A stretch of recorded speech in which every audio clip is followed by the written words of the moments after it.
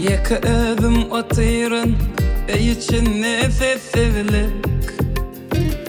Dine derdim budur menin, bu dünyada sen sevilik. Her günü yaşaya hayallerin içine, hiç kime bakmaya beni korkum var şimdi. Umutlarım geçirdim, inni senin giderin.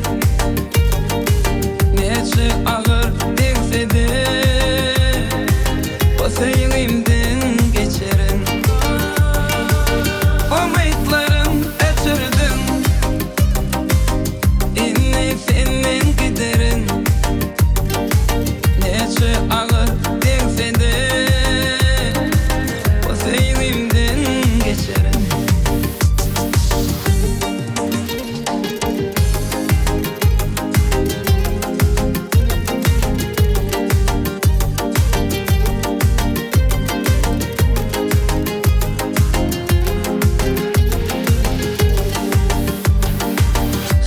Benim yadımdadır tutanım ellerinden.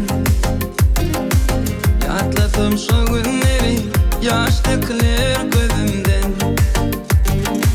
Ayrılık yaktı beni, hiç mudarım yolunda. Ne gün ne yaşayan kimse bilmez yüzümden. Umutlarım geçirdim, inni senin giderin. Nece ağır değilse de o sevgimden geçerin. Umutlarım geçirdim, inni senin giderin. Nece ağır değilse de o sevgimden geçerin.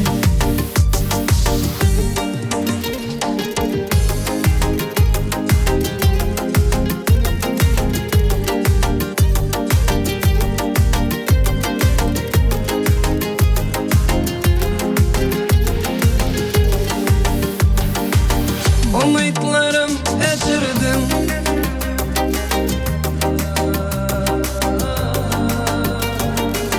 bana ağır değilse de